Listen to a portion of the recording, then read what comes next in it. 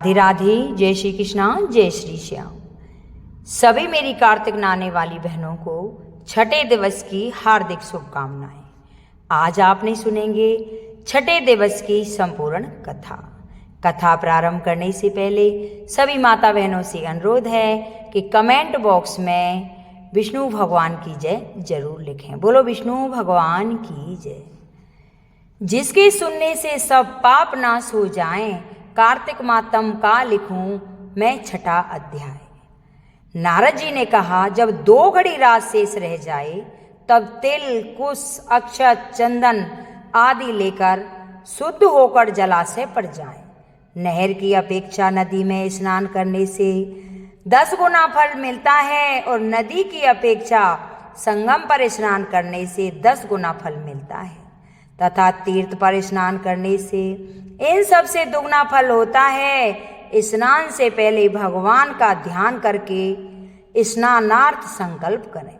फिर तीर्थ में उपस्थित देवताओं को क्रम से अर्ध, आचमनीय आदि देवें। अर्ध मंत्र यह होता है कि हे कमलनाथ, आपको नमस्कार है। जलाशायी भगवान, आपको नमस्कार है। हे ऋषिकेश, आपको प्रणाम है। मेरे दिए हुए अर्घ को आप ग्रहण करें। बैकुंठ, प्रयाग तथा बद्रिकाश्रम में जहाँ जहाँ भगवान विष्णु गए हैं वहाँ वहाँ उनके 3 प्रकार से अपना पैर रखा था। वहाँ पर ऋषि वेद यज्ञों के सहित समस्त देवता मेरी रक्षा करते रहे। हे जनार्दन, हे दामोदर, हे देवेश, आपको प्रसन्न करने के लिए मैं कार्तिक मास में विधिवत प्रातः स्नान कर रहा हूँ। आपकी कृपा से मेरे समस्त पाप नष्ट हो जाएं। हे हरि, कार्तिक मास में व्रत तथा विधि पूर्वक स्नान करने वाला मैं अर्घ देता हूँ। आप राधिका सहित इसे ग्रहण करें। हे कृष्ण, हे प्रबल, राक्षसों का नाश करने वाले भगवान, हे पाप नाशक, कार्तिक मास में नित्य प्रीतिय दिए हुए मेरे इस अर्घ द्वारा कार्तिक स्नान का व्रत करने वाले फल मुझे प्राप्त हों। इसके बाद विष्णु, शंकर तथा सूर्य का ध्यान करके जल में प्रवेश करें और नाभि पर्यंत जल में खड़ा होकर विधि पूर्वक स्नान करें। गृहस्थी तिल और आंवले का चूर्ण लगाकर तथा विधवा स्त्री या यति तुलसी की जड़ की मिट्टी लगाकर स्नान करें। सप्तमी, अमावस्या, नवमी, त्रयोदशी, द्वितीया, दशमी आदि तिथियों को आंवला तथा तिल से स्नान नहीं करना चाहिए। स्नान करते हुए निम्न शब्द कहें। जिस भक्ति भाव से भगवान ने देवताओं के कार्य के लिए 3 प्रकार का रूप धारण किया था, वही पापनाशक भगवान विष्णु अपनी कृपा से मुझे पवित्र बनाइए। विष्णु जी की आज्ञा से कार्तिक व्रत करने वालों की इंद्र सारे देवता रक्षा करते हैं। अतः आप मुझको पवित्र करें।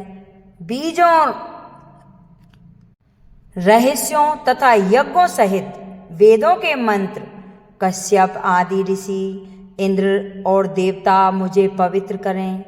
गंगा आदि सभी नदियाँ, संपूर्ण तीर्थों, 7 समुद्रों और समस्त जलाशय मुझको पवित्र करें।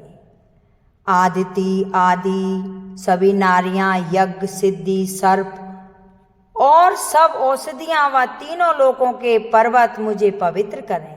इन शब्दों को कहकर स्नान करने के पश्चात व्रती हाथ में पवित्री धारण करके देवता, ऋषि, मनुष्य तथा पितरों का विधिवत तर्पण करते समय जितने भी तिल तर्पण में रहते हैं उतने वर्ष पर्यंत व्रती के पितृगण स्वर्ग में वास करते हैं।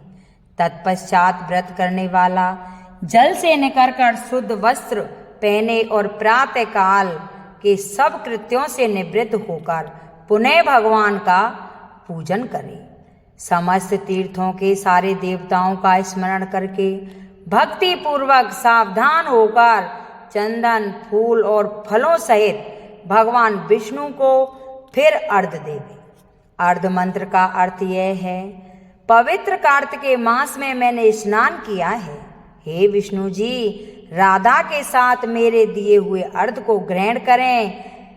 पश्चात चंदन, फूल और तांबुल पान आदि से वेद पाठी ब्राह्मणों का श्रद्धा पूर्वक पूजन करें और बार बार साक्षात दंडवत करें। ब्राह्मण के दाएं पैर से में तीर्थ रहते हैं, मुख में वेद और सारे अंगों में देवता निवास करते हैं। अपने कल्याण की कामना रखने वाले लोग इनका अपमान नहीं करते और ना इसके साथ विरोध करें, फिर भी एकाग्र चित्त हो भगवान विष्णु की प्यारी तुलसा का पूजन करें, उनकी परिक्रमा करें तथा उनको प्रणाम करें। हे देवी, हे तुलसी, देवताओं ने ही प्राचीन काल से तुम्हारा निर्माण किया है और ऋषियों ने तुम्हारा पूजन किया है। हे विष्णु की प्यारी तुलसा, आपको प्रणाम है। आप मेरे सब पापों का नाश करो।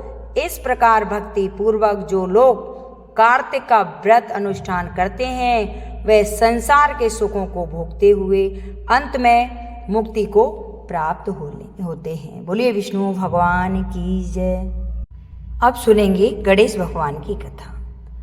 एक ब्राह्मण था, वह रोज सवेरे उठकर गंगा जी नहाने जाया करता था और आकर गणेश जी की पूजा करता था। उसकी औरत को पूजा अच्छी नहीं लगती थी। वह हर रोज ब्राह्मण को कहती, सुबह ही पूजा लेकर बैठ जाते हो, मैं घर का कामकाज झाड़ू बुहारी कब करूंगी। ब्राह्मण उसकी बात नहीं सुनता था। एक दिन ब्राह्मण गंगा जी नहाने चला गया तो पीछे से ब्राह्मणी ने गणेश जी की मूर्ति को छिपा दिया। ब्राह्मण ने आकर पूछा, मेरी गणेश जी की मूर्ति कहाँ गई? ब्राह्मणी ने कहा, मुझे नहीं मालूम। ब्राह्मण ने खाना पीना छोड़ दिया और कहा, मैं तो पूजा करके ही खाना खाऊंगा। ब्राह्मणी ने बहुत के खाना खा लीजिए, लेकिन ब्राह्मण ने खाना नहीं खाया और रोने लग गया। दोनों को लड़ते झगड़ते देखकर गणेश जी की मूर्ति हंसने लगी। तो ब्राह्मणी ने गुस्से में आकर कहा, गणेश जी की मूर्ति वहां पड़ी है। उसके बाद में ब्राह्मण ने गणेश जी की पूजा की। मूर्ति ने कहा, मेरी सेवा करते करते बहुत दिन हो गए हैं, ब्राह्मण देवता कुछ मांग लो। ब्राह्मण ने कहा, अन्न मांगू, धन मांगू, जितनी दुनिया में सुख है मैं सारा मांगू। गणेश जी ने ब्राह्मण को सारा सुख अन्न धन दे दिया। ब्राह्मण मूर्ति को मंदिर में रखकर पूजा करने लगा। ब्राह्मणी को इतना अन्न धन मिलते से उसको भी पूजा करने की श्रद्धा हो गई। वहाँ ब्राह्मण को बुलाकर मूर्ति घर में ले आई और खूब प्रेम से पूजा पाठ करने लगी। हे गणपति महाराज, जैसा ब्राह्मण और ब्राह्मणी को सुख दिया वैसा ही सबको देना। जो मेरी एकांतिक कथा सुने, हुंकारा भरे, सभी की मनोकामना पूर्ण करना। बोल गणेश भगवान की जय। कृष्णा, राधे राधे। सभी माता बहनों को कार्तिक मास के 7वें दिवस की हार्दिक शुभकामनाएं। आज आपने सुनेंगे कार्तिक महात्म का 7वां अध्याय। बोलो श्री हरि विष्णु भगवान की जय। और साथ में सुनेंगे कार्तिक मास की और भी कथाएं। मंगलकारी श्री हरि का सच्चा नाम ध्याऊं, कार्तिक महात्म का 7वां अध्याय बनाऊं। तब नारद जी बोले, हे राजन, कार्तिक मास में व्रत करने वाले के नियम सुनिए। यह मैं आपको संक्षेप में बताता हूँ। जो मनुष्य कार्तिक मास का व्रत करता है वह सब तरह के आमिष, मांस, उर्द, राई, खटाई तथा मादक वस्तुओं का प्रयोग ना करे। यह व्रत करने वाला दूसरे का अन्न ग्रहण ना करे, किसी से द्वेष ना करे तथा तीर्थ के अतिरिक्त अन्य कोई यात्रा ना करे। देवता, वेद, ब्राह्मण, गौ, व्रती, नारी, राजा तथा गुरुजनों की निंदा ना करे। यह व्रत करने वाला दाल, तिल, पकवान व दान किया हुआ भोजन ग्रहण ना करे। किसी की चुगली व निंदा ना करे। किसी भी जीव का मांस छूना पाप तथा कत्था, चूना, नींबू, मसूर, बासी तथा झूठे अन्न का प्रयोग ना करे। बकरी तथा भैंस के अतिरिक्त अन्य किसी पशु का दूध कभी भी प्रयोग में ना लावे। तांबे के बर्तन में रखा हुआ पंचव्य बहुत छोटे घड़े का पानी एवं केवल अपने लिए ही पका हुआ अन्न प्रयोग करे। कार्तिक मास के व्रती सदा ब्रह्मचार्य से रहें, पृथ्वी पर सोवें और दिन के चौथे पहर में केवल एक बार पत्तल पे भोजन करें। व्रती केवल नरक चतुर्थी को तेल लगा सकता है, अन्य तिथियों में बिल्कुल ना लगाए। कार्तिक मास के व्रती मनुष्य सिंघाड़ा, प्याज, मट्ठा, गाजर, मूली इन सब वस्तुओं का बिल्कुल प्रयोग में ना लाए। लौकी, मट्ठा, काशी फल, तरबूज इन सब वस्तुओं का कार्तिक मास का व्रती बिल्कुल सेवन ना करे। मासिक धर्म वाली स्त्री से चांडाल, पापनी, ब्रह्मद्रोही और नास्तिकों से बिल्कुल बातचीत ना करे। भगवान विष्णु को प्रसन्न करने के लिए अपनी शक्ति के अनुसार चंद्रायण आदि का व्रत करे और उपयुक्त नियमों का पालन करे। कार्तिक का व्रत करने वाला मनुष्य प्रतिपदा को, कुंभाड़ा द्वितीया को, कटहल तृतीया को, तरुणी स्त्री चतुर्थी को मूली, पंचमी को बेल, षष्ठी को तरबूज, सप्तमी को आंवला, अष्टमी को नारियल, नौमी को मूली, दसवीं को लौकी, एकादशी को परवल, द्वादशी को बेर, त्रयोदशी को मट्ठा, चतुर्दशी को गाजर तथा पूर्णिमा को साग यह वस्तुएं ना करें। आंवला का प्रयोग रविवार को ना करें। व्रती यदि इन शाकों में कोई शाक सेवन करता चाहता है तो पहले ब्राह्मण को देकर खाए। यही विधान माघ मास के व्रत के लिए भी है। देवोत्पन्नी एकादशी में पूर्वोक्त विधि के अनुसार नित्य जागरण, गायन, वादन आदि करे। इसको विधिवत करने वाले मनुष्य को देखकर यम के दूत इस प्रकार भाग जाते हैं जैसे सिंह की गर्जना से हाथी भाग जाते हैं। यह कार्तिक मास का व्रत सब व्रतों में श्रेष्ठ है। इसके अतिरिक्त जितने भी व्रत यज्ञ हैं वह हजारों की संख्या में किए गए जाने वाले हैं। इनके अतिरिक्त जितने भी व्रत यज्ञ हैं वह हजारों की संख्या में किए जाने पर भी इनकी तुलना नहीं कर सकते, क्योंकि यज्ञ करने वाले मनुष्य तो केवल स्वर्ग में ही जाते हैं, किंतु कार्तिक मास में व्रत करने वाले प्राणी सीधा वैकुंठ को जाते हैं। जिस प्रकार राजा की रक्षा उसके अंग रक्षक करते हैं, उसी तरह कार्तिक मास का व्रत करने वाले की रक्षा भगवान विष्णु की आज्ञा से इंद्र आदि देवता करते हैं। कार्तिक मास का व्रत करने वाला मनुष्य जहाँ कहीं भी रहता है वहीं पर उसकी पूजा होती है, उसका यश होता है। उस स्थान पर जहाँ की वह रहता है वहाँ भूत, पिशाच आदि कोई भी नहीं रह पाते। विधि सहित कार्तिक मास का व्रत करने वाले मनुष्यों के पुण्यों का वर्णन ब्रह्मा जी भी नहीं कर सकते। यह व्रत संपूर्ण पापों का नाश करने वाला, पुत्र, पौत्र और धनवान बढ़ाने वाला होता है। बोलिए विष्णु भगवान की जय। अब सुनेंगे कार्तिक मास की एक छोटी सी कहानी। एक बुढ़िया माई थी और इसका एक बेटा और बहू थे।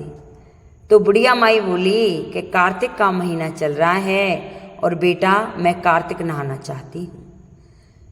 तो उसका बेटा बोला कि अच्छी बात है माँ, खूब नहाओ। कि मैं घर कार्तिक नहीं नहाऊंगी, मैं तो गंगा जी के किनारे ही कार्तिक नहाऊंगी। तो तू मेरा 1 महीने का भोजन का प्रबंध कर दे। तो बेटा कहता है कि माँ जी आपकी आज्ञा सर्वधार्य है।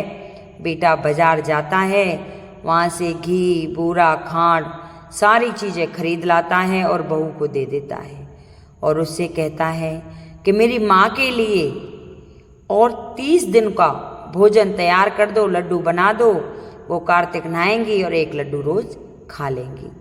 तो इसकी बहू क्या करती है, को जो भी घी, बूरा, खांड, मिठाई लाया था वो तो रख लेती है और चुनी भुसी के लड्डू बना देती है और एक डिब्बे में पैक कर देती है।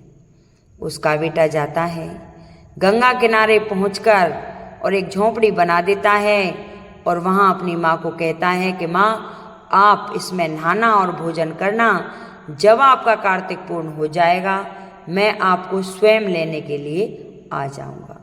बेटा वहाँ से चला आता है। माँ कार्तिक नहाना शुरू करती है। पहला दिन होता है, कार्तिक स्नान करके माँ और अपनी झोंपड़ी में आती है, अपने राई दामोदर का भोग लगाती है, अपने कन्हैया का भोग लगाती है। जो ही भोग लगाकर लड्डू ग्रहण करती है, इतने में ही मेरे विष्णु भगवान और छोटे से बच्चे का रूप धारण कर कर वहाँ आ जाते हैं और कहते हैं आटरिया माँ टाटरिया खोल कवरिया, कार्तिक नहाऊं और 1 लड्डू पाऊं। तो बुढ़िया माँ क्या करती, वो लड्डू उठाकर और उसे दे देती। आप भूखी ही रह जाती पानी पीकर। ऐसे ही समय व्यतीत होता गया और पूरा महीना कार्तिक का निकल गया। रोज भगवान छोटे से बाल रूप में आते और यही कहते आटरिया माँ टाटरिया खोल के वरिया, कार्तिक नहाऊं और 1 लड्डू पाऊं। बुढ़िया माई 1 लड्डू उठा के दे देती, क्योंकि गिनती के उसमें 30 ही लड्डू थे। जब कार्तिक संपन्न होता है तो भगवान आते हैं और उन बुढ़िया माई को दर्शन दिखाते हैं कि बुढ़िया माई तूने मेरी तपस्या की, कार्तिक स्नान किया, आज मांग ले क्या चाहिए। बुढ़िया माई कहती है मैं क्या मांगूं, आप ही सब जानने वाले हो, आप ही जो दोगे मुझे वही मंजूर है। बुढ़िया माई की झोंपड़ी में जैसे ही भगवान लात मारते हैं, वहाँ तो महल अटारी बन जाते हैं, राजाओं जैसे ठाटवाट हो जाते हैं और वो कहते हैं कि आप बुढ़िया माई यहीं विराजमान रहो। जब कार्तिक पूरा होता है तो उसका बेटा कहता है कि मैं अपनी माँ से मिलाऊं और माँ को ले आऊं। तो बहू मना करती है, लेकिन बेटा नहीं मानता। माँ को लेने के लिए जाता है तो वहाँ तो झोंपड़ी नहीं थी। वो व्याकुल हो जाता है, इधर उधर घूमता है कि मैं अपनी माँ को यहाँ छोड़ के गया था, पता नहीं मेरी माँ कहाँ है। जब सारे लोग कहते हैं कि भाई हमने इस झोंपड़ी को हटे देखा है, तब से यहाँ महल ही है, ऊपर देखे तो उसकी माँ आवाज़ लगाती है कि बेटा आजा, मैं यहीं हूँ, अंदर आजा। अब वो अंदर जैसे ही पहुँचती है कि माँ तू यहाँ, कि हाँ मैंने कार्तिक नहाया था और मेरे ठाकुर जी ने मेरे सब चीज़ की मौज कर दी। कि माँ घर चलो, कि मैं अब घर नहीं जाऊंगी, मैं तो यहीं रहूँगी। अब यहीं रहेगी कहकर वो वहीं डन जाती है। बेटा वापस आता है और कहता है कि माँ तो राजाओं की ठाट बाट जैसे रह रही है, अब वो यहाँ नहीं आएगी। अब तो उसको फिक्र लग जाती है कि मेरी माँ को भी कार्तिक ने लाऊंगी। अब इस अगली साल का इंतज़ार करती है। इंतज़ार करते करते कार्तिक का महीना आ जाता है और कहता है कि जा मेरी माँ को लेके आ, अब की बार मेरी माँ भी कार्तिक नहाएगी। अब तो वो जाता है और उसकी माँ को लेके आता है। अब माँ को लेके जब आता है तो माँ के लिए लड्डू बनाती है, घी के, बूरे के, मेवा, मिठाई सब कुछ डालती है और एक बड़े से पीपे में भर के और रख देती है और कहती है जा, जैसे अपनी माँ के लिए तूने झोंपड़ी छवाई थी वैसे ही मेरी माँ के लिए भी झोंपड़ी छवा के आ। अब तो वो चला जाता है और वहीं झोंपड़ी बनाकर उसको बिठा कर के आप कार्तिक नहाओ मैं घर जा रहा हूँ, जब पूरा महीना हो जाएगा हम आपको लेने आ जाएंगे। अब तो अगला दिन हुआ, बुढ़िया माई का कार्तिक स्नान हुआ, स्नान करके आई, आके भगवान का भोग लगाया और भोजन करने बैठ गई। अब तो मेरे कन्हैया विष्णु भगवान छोटे से बच्चे का रूप धारण करके आए राई दामोदर और कहने लगे, आटरिया माँ टाटरिया खोल के वरिया, कार्तिक नहाऊं और एक लड्डू पाऊं। बुढ़िया माई बोली, घी के बूरे के धी के जमाई के, लड्डू तोकूं के मोकूं। ये शब्द कह के और लड्डू खा जाती बुढ़िया माई, राई दामोदर वहीं रह जाते। ऐसे ही ऐसे समय बीतता गया। रोज बुढ़िया माई कार्तिक स्नान करती और भगवान छोटे से बच्चे का रूप धारण करके आते, लड्डू मांगते। बुढ़िया माई यही कहती, घी के बूरे के धी के जमाई के, लड्डू तोकूं के मोकूं। और बुढ़िया माई लड्डू खा जाती। धीरे धीरे समय व्यतीत हुआ, कार्तिक संपन्न हुआ। भगवान आए और उससे कहा कि मांग क्या मांगेगी। बुढ़िया माई बोली, जैसे तूने उस बुढ़िया को दिया वैसे ही मुझे दे। तो भगवान बोले, उस बुढ़िया माई ने तो भूखे रहकर तपस्या की थी, तूने तो भोग भी नहीं दिया। कि नहीं, मुझे तो वही चाहिए। अब तो भगवान ने एक लात मारी और उसको सुगड़िया बना दिया और सुगड़िया इधर उधर घूमती फिरे। जैसे ही महीना समाप्त हुआ, वो बोली कि चल मेरी माँ को लेने, साथ में मैं भी चलूँगी। दोनों जने आते हैं। ना तो वहाँ झोंपड़ी होती है, ना ही बुढ़िया कोई महल होता है, ना ही वो बुढ़िया माई होती है। तो सबसे पूछते हैं कि मैं यहाँ अपनी सासू माँ को बिठा के गया था, झोंपड़ी बना के गया था, अब कहाँ है, किसी ने देखा है? तो सारे लोग बोले कि जब से ये झोंपड़ी हटी है हमने तो इस सुगड़िया को देखा है और तो यहाँ कोई नहीं है। अब तो वो उनके सूसू करती हुई पैरों में आ जाती है। सारे पंडितों को इकट्ठा करते हैं वे और कहते हैं कि इसका क्या प्रयोजन है और कैसे ये सही हो सकती हैं। पंडित कहते हैं कि कार्तिक के महीने में इसने बेटी के घर का अन्न खाया था और भगवान का भी भोग नहीं लगाया, स्वयं ही खा गई। अब तो इसका पाप तभी धुल सकता है तब आप अपनी माँ को नहलाएं और उसके नहाने के पानी से इसके शरीर पर डलेगा तो ही इसका उद्धार हो सकता है, नहीं तो नहीं हो सकता। अब तो वह अपनी माँ के पास जाते हैं और माँ से कहते हैं कि माँ, ये सुगड़िया बन गई है और आपके ही नहाने के जो पानी होगा वो इसके ऊपर डलेगा, तभी ये सही हो सकती है। बुढ़िया माई ऊपर बैठ जाती है, नीचे नाली में वो बैठ जाती है, पानी बुढ़िया माई पर डालते हैं, बुढ़िया माई को नहलाते हैं। जो नहलाने का पानी होता है वो उसके ऊपर आता है, तो जैसे ही ऊपर आता जाता है उसका सुगड़िया से स्त्री में वो परिवर्तन हो जाती है। देखे तो उसकी सारा शरीर तो स्त्री का बन गया, लेकिन उसकी पूंछ रह गई। अब वो कहती है कि कोई बात नहीं, पूंछ को तो मैं लहंगे में ही दुबका लूँगी, लेकिन मेरा शरीर तो स्त्री का बन गया। तो हे कार्तिक महाराज, हे राई दामोदर, जैसे उस बुढ़िया माई को पहले दिया ऐसा सबको देना, और जैसे उस बुढ़िया माई को पीछे दिया ऐसा किसी को मत देना। जो भी मेरी कथा सुने हुंकारा भरे, उनकी सभी मनोकामना पूर्ण करना और अंधन के भंडारे भरना, सदा उन पर अपनी कृपा दृष्टि बनाए रखना। बोल कार्तिक महाराज की जय, बोलो राई दामोदर की जय। अगर ये मेरी कथा किसी को पसंद आई हो तो इसे लाइक करें, शेयर करें, सब्सक्राइब करें और कमेंट बॉक्स में जय विष्णु भगवान की जरूर लिखें। बोलो विष्णु भगवान की जय।